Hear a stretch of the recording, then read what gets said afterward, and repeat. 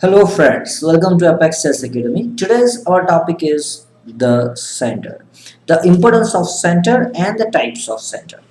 So first of all, to understand the center, we first understand the concept of war. So chess is of course nothing but the war, and whenever the war happens, we need to transfer our scattered army to the particular side where the war is going on. So basically, of course, our target is just the kingdom and the king. So we need to transfer our all pieces from queen side to king side in chess as well, or on the flank attack where we need to transfer our pieces. For example, if the center is closed, so of course I'm going to show you the different types of center and all this stuff, then you have a clear idea. But if the center is closed where the defender cannot transfer his pieces from one wing to another wing, then attacker has a free hand to attack on the particular side, particular flank. Okay, so first of all let's understand the importance of it. So to launch an attack, basically we need to transfer pieces from one wing to another wing. At the same point, if you have the domination in the center which restricts opponent's pieces from transferring one wing to another wing, so that it cannot, opponent cannot bring the defensive resources where they need to do so. Now there are basically two types of center. Two types means basically I am talking about a core center and the big center. So for example, here e4, d4, e5 and d5 are known as a core center, while the big center means the 16 square, like here starting from say c3 to c6 to f6 to f3 to c3. This center is known as big center. Now if we divide it into the category, basically this center, it depends on the four pawns, that is c, d, e and f pawn. These four pawns are very important, which decides the type of centers. Okay, so now why we need to understand this? Because when we can attack on a flank side, when we should not attack on a flank side, this kind of stuff we can decide based on this center, types of center.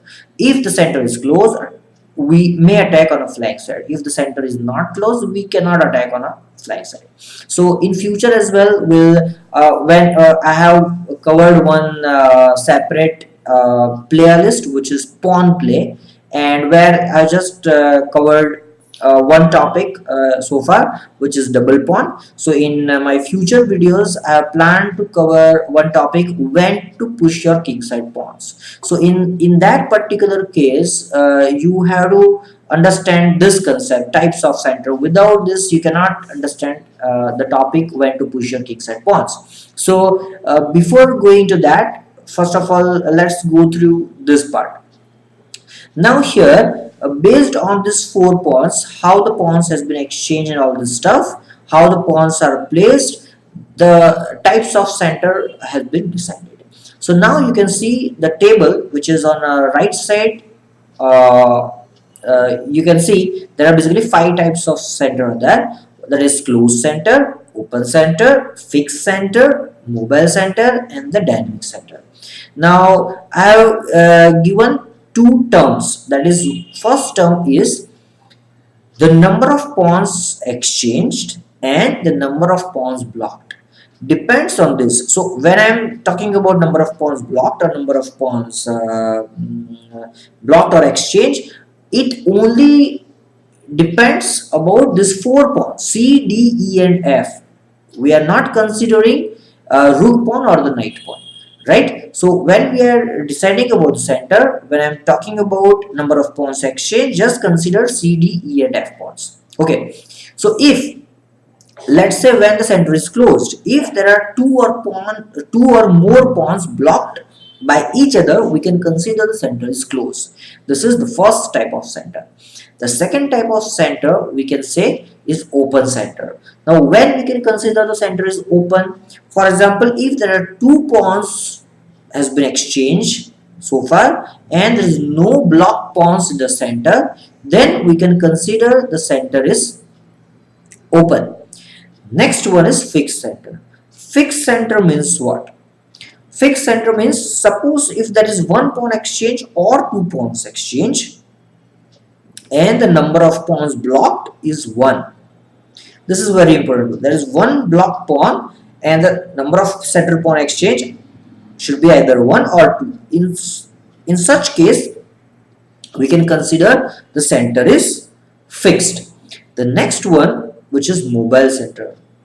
So mobile center and the dynamic center, the most important center of all these 5 centers, because normally the higher player used to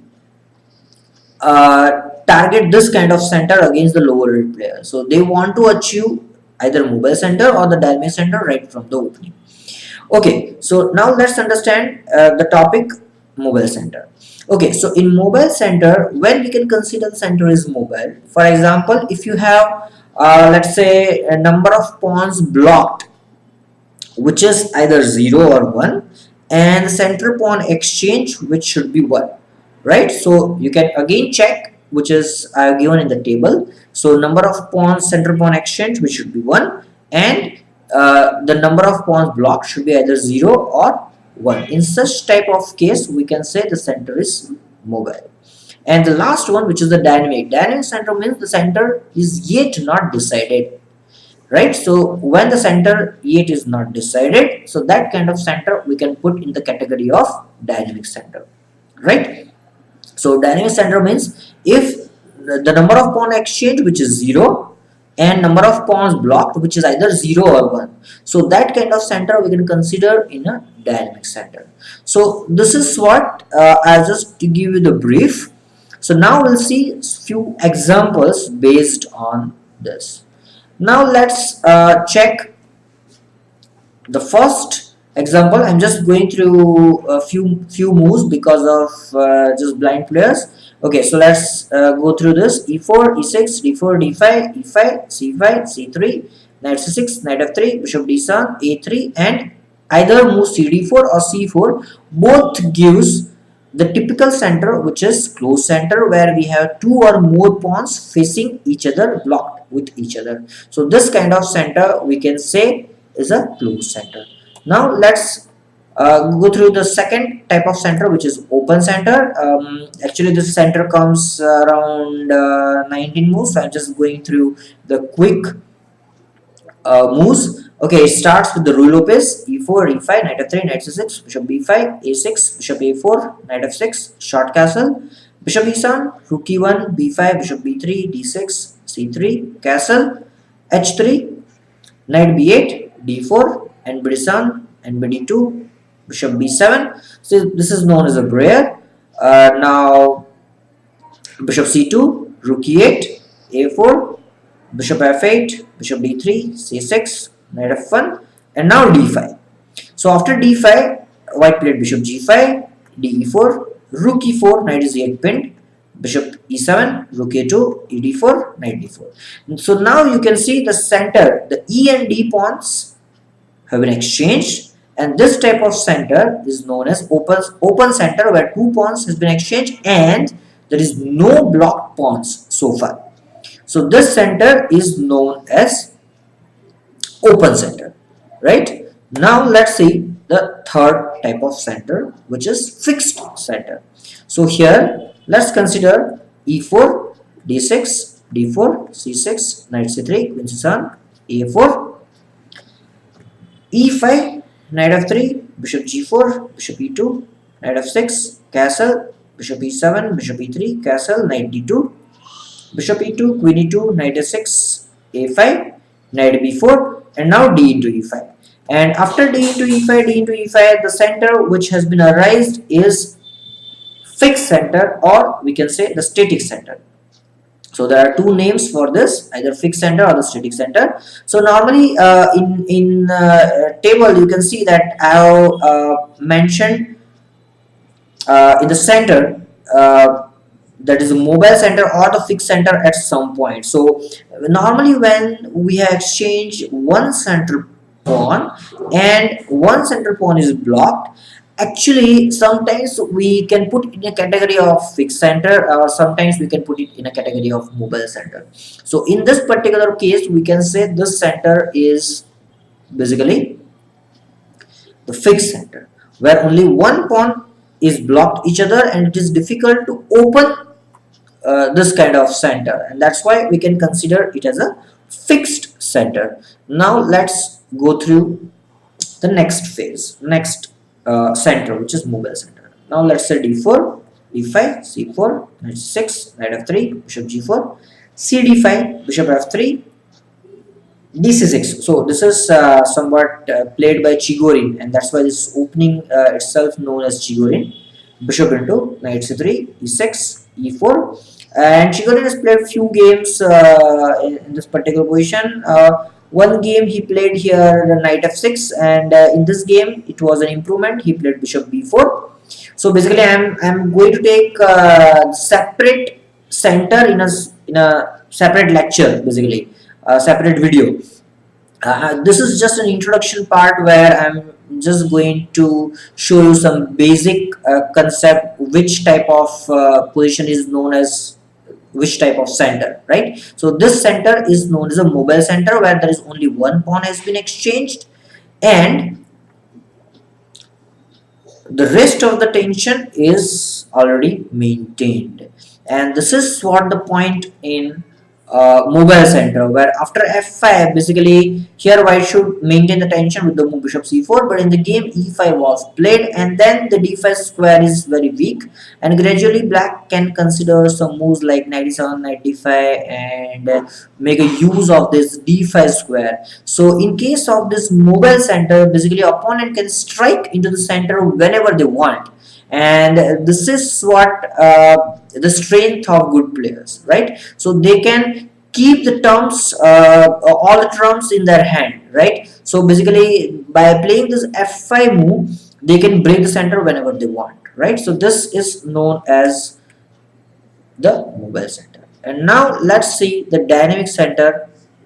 We'll start with the move e4, d6, d4, g6, knight c3, bishop g7, knight f3, knight d7, bishop e2, e6, castle, knight d7, bishop g5, h6. This structure is known as hippo.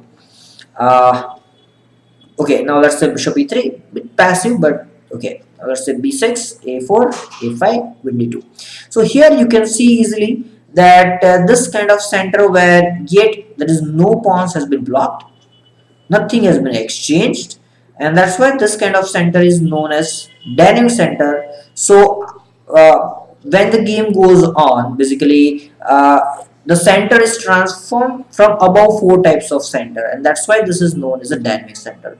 So here you understand all types of center, the importance of center. In my upcoming videos, I'll show you the different individual part of the center. When I'm talking about the closed center, I will talk to you about the characteristics of the closed center, and how the attacker should respond and how the defender should respond, with few examples. So that I will cover into the separate topic, types of center. When I'll deal with the closed center, I'll take two examples of that. So this is what our introduction part based on center. So hope you have understand the concept of center, the importance of center, and you have enjoyed this video as well. So stay tuned for my upcoming videos, and if you are not like my video yet, my channel yet not subscribed to my channel, please subscribe to my channel for the future upcoming videos. Thank you friends, stay tuned. Bye bye.